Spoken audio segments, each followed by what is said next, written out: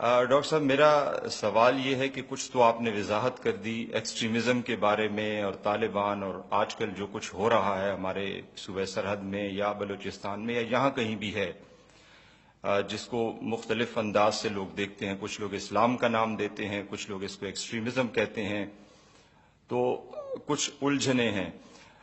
میرے نزدیک میں آپ کا موقف جاننا چاہوں گا کہ اگر میں یہ کہوں کہ یہ تمام تر چیزوں کی جو جڑ ہے وہ اجتہاد کا دروازہ بند کرنے کی وجہ سے ہوا، کیا آپ سمجھتے ہیں کہ علماء کرام جو ہمارے آتے جاتے رہے، انہوں نے ہماری قوم کو انہی مسائل میں الجھائے رکھا کہ ہاتھ اوپر باندھو تو نماز نہیں ہوتی، ہاتھ ناف کے نیچے باندھو تو نماز ہو جائے گی، پینچے ٹخنوں سے اوپر کر لیں تو یہ ہو جائے گا؟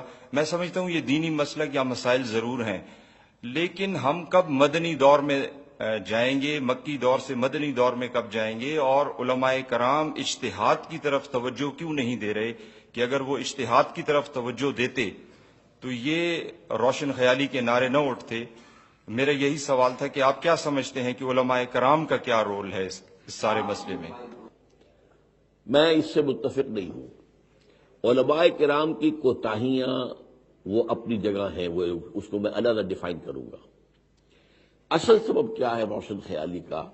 جو لفظ پہلی مرتبہ آیا ہے اس ملک کے اندر وہ امریکہ کے زیر اثر تھرو مشرف آیا ہے. اس کا مطلب کیا ہے؟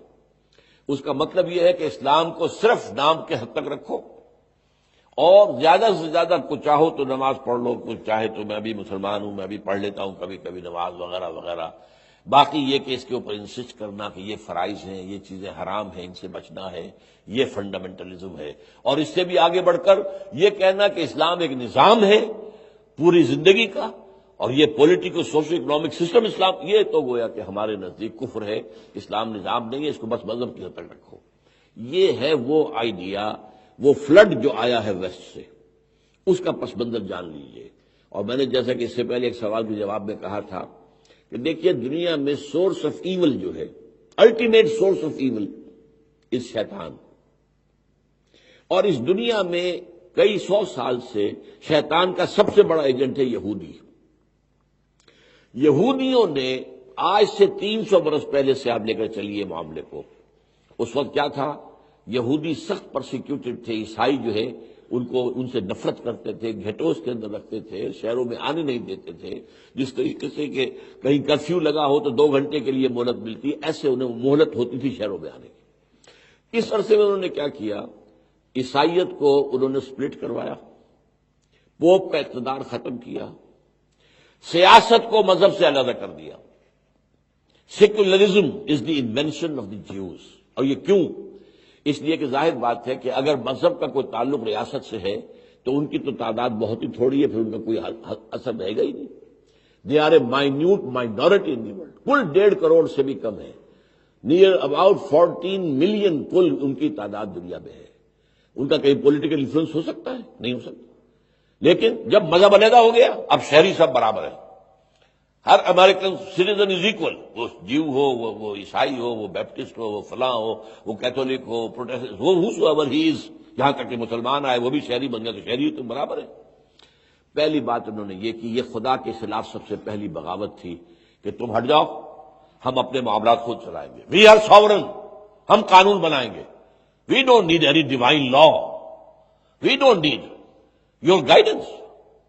ہم ٹھیک ہے پریئر کر دیں گے، گھٹنے ٹیک کے کھڑے ہو جائیں گے، جائیں گے اگر جائیں گے چرچ میں. یورپ وغیرہ میں جو چرچ میں جاتے بھی بہت کم لوگ ہیں، امریکہ میں پھر بھی کچھ جاتے ہیں. لیکن آپ کا ہماری سیاسی زندگی سے تعلق ہے، گیٹ اسائڈ. ہمارا معاشی نظام یہودیوں کا ایجاد کرتا، بینک ایجاد کیا ہے یہودیوں نے. ای بنوک ای فکر چالاک یہود، یہ اقبال کہہ رہا ہے. یہ بینک جو ہے یہ یہودیوں کی عیارانہ سوچ کا نتیجہ ہے. تو سب سے پہلے بغاوت مذہبی کروائی انگلینڈ سے پوپ کے خلاف، اور وہ بن گیا کیا؟ چرچ آف انگلینڈ، جو انڈیپینڈنٹ تھا پوپ سے. اور سب سے پہلا بینک قائم کروایا یہودیوں نے انگلینڈ میں، bank of England, that was the first bank. اور بینکنگ کے ذریعے سے انہوں نے اپنا مالیاتی نظام اتنا پھیلا دیا کہ پھر صورت یہ بن گئی تقریباً 200 برس کے اندر کہ علامہ اقبال پچھلی صدی میں دیکھ کر آئے تھے، 1908 میں واپس آئے ہیں، 1905 میں گئے تھے، کہ فرنگ کی رگے جاں پنجائے یہود میں ہے۔ آج پوری دنیا میں معاشی نظام سود جوا، جو آسمانی شریعت میں حرام ہے۔ اب تیسرا لیول کیا تھا؟ وہ ہے سوشل آرڈر، ہمارا سوسائٹی کا نظام، وہ ان کا برباد ہو چکا ہے، فیملی انسٹیٹیوشن ختم ہو چکی ہے، ان کے ہاں حیا نام کی کوئی شے نہیں ہے، جتنے کم سے کم کپڑوں میں عورت چاہے آ جائے، سڑک کے اوپر آ جائے، اور اس ہومو سیکسولیٹی بھی جائز ہے، اور یہ بھی سب کچھ ہے، زنا کوئی حرام شے ہے ہی نہیں۔ زنا تو اگر آپ جبر کرتے کسی پر تو حرام ہے، تو جرم ہے، ورنہ کوئی جرم ہی نہیں۔ کنسینٹنگ پارٹیز ایڈلٹس ہوں تو کوئی جرم ہی نہیں، نہ کوئی گناہ ہے، نہ کوئی جرم ہے، کچھ بھی نہیں۔ یہ سارا جو سوشل سٹرکچر ہے، اس کا وہاں بیڑا غرق ہو چکا ہے۔ اب یہ ایسٹ میں، خاص طور پر مسلمان دنیا ممالک کے اندر، اس سوشل سٹرکچر کو لانا چاہتے ہیں۔ اسی کے لیے ویمن لب کی یا عورت کی آزادی کی تحریک، اس کے اوپر اربوں ڈالر یہ لوگ خرچ کر رہے ہیں، معمولی بات نہیں ہے۔ کائرو کانفرنس ہوئی تھی، کیا خرچ ہوتا ہے ان انٹرنیشنل کانفرنسز کے اوپر، آپ کو اندازہ ہے۔ پھر بیجنگ کانفرنس ہوئی 5 سال بعد، اس کے 5 سال بعد ہوئی Beijing +5 conference under United Nations. اس کے فیصلے کیا ہیں؟ آپ یہ پروسٹیٹیوشن کو برا نہ کہیں، پروسٹیٹیوشن مت کہیں انہیں، دے آر سیکس ورکرز۔ جیسے عام مزدور ہے، وہ اپنے جسم کے حصہ استعمال کرتا ہے، مسل یوز کر رہا ہے اور وہ پیسے لے رہا ہے، یہ بھی ایک عورت ہے، یہ اپنے جسم کا ایک حصہ استعمال کر کے پیسہ لیتی ہے۔ کیا ہے؟ She is a sex worker, not a prostitute. Homosexual marriages, ہومو سیکشولیٹی، یہ بھی نارمل انکلینیشن ہے، یہ پہلی مرتبہ تاریخ انسانی میں نارمل۔ کہاں اللہ کی تخلیق ہے کہ جوڑے بنائے ہیں، مرد ہیں، عورتیں ہیں، حیوانات میں بھی ہیں، مردوں میں بھی اور انسانوں میں بھی ہے، ان کے جسم کی ساخت علیحدہ ہے، ان کی نفسیاتی ساخت علیحدہ ہے، یہ ساری چیزیں جو ان کی بنائی گئی ہیں علیحدہ اللہ نے بنائی، اللہ کی خلقت کا کمال ہے، آج اس کو تباہ و برباد کرنے پر تلے ہوئے ہیں۔ اور اس نظام کو یہاں لانے کے لیے روشن خیالی کا لفظ استعمال کیا گیا۔ یہ ہے بیک گراؤنڈ۔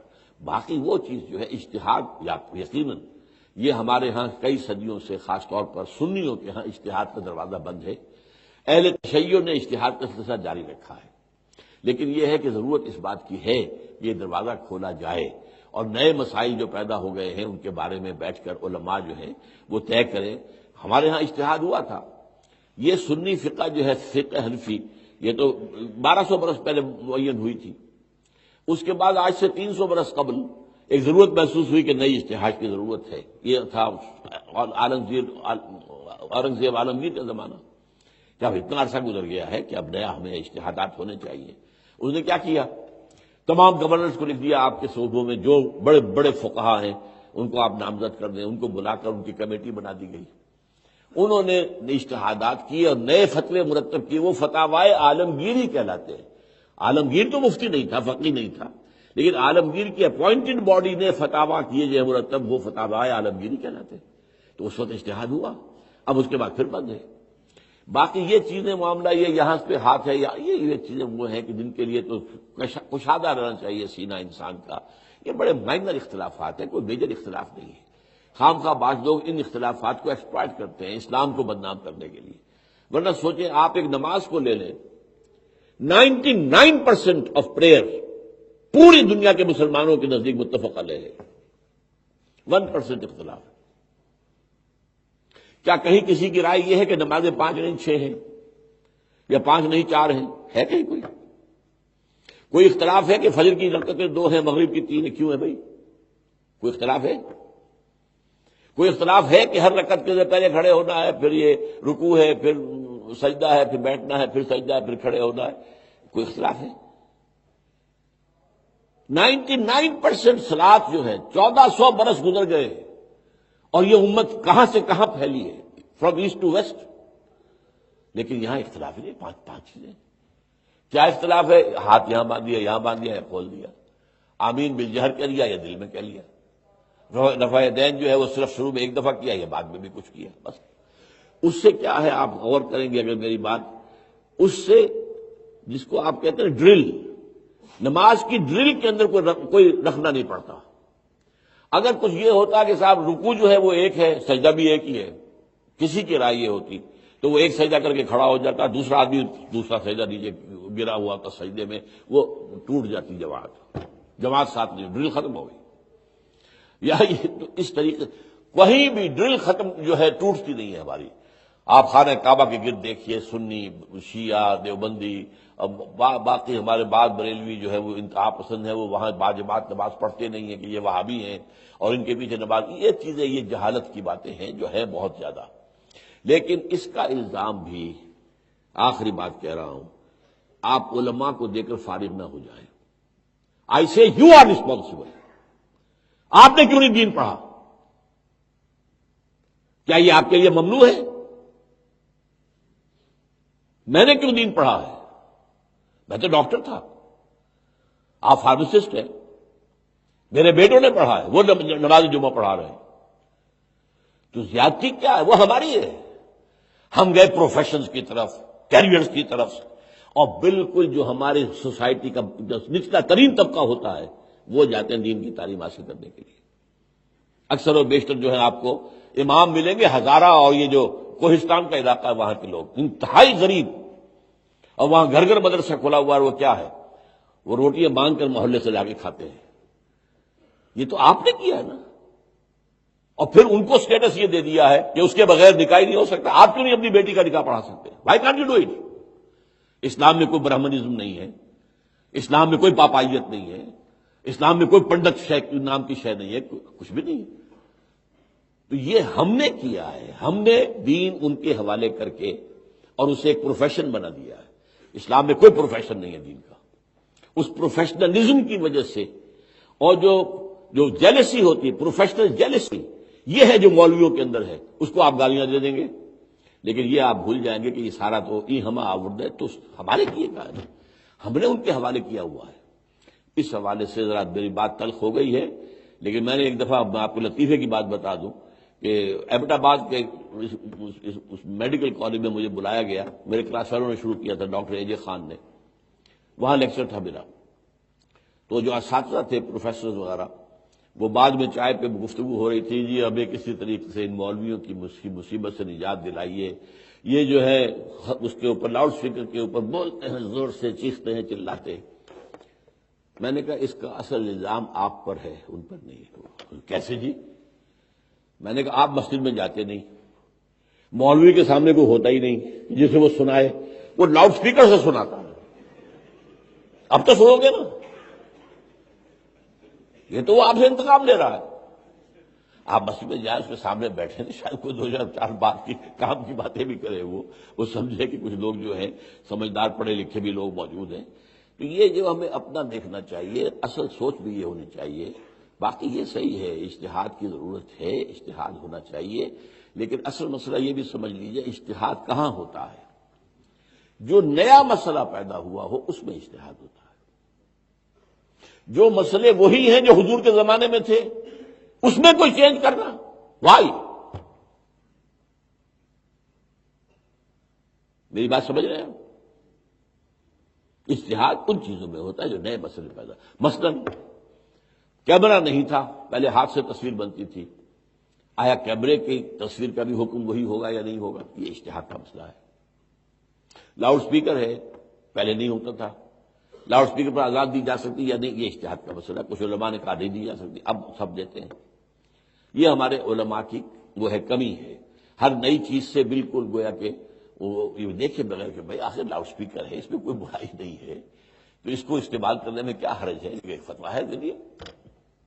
تو یہ کوتاہیاں ان کی بھی ہیں، اور ان سے مجھ سے بڑھ کر آپ واقف نہیں ہیں۔ میں تو اس میدان میں ہوں نا، میں نے تو اپنی زندگی اس میں کھپائی ہے، لیکن یہ ہے کہ اس میں ہمیں آپ کو اور ہر شخص کو فوکس کرنا چاہیے، what you are doing, what's your positive contribution toward the solution of this problem. زیادہ توجہ اس پر کیجیے۔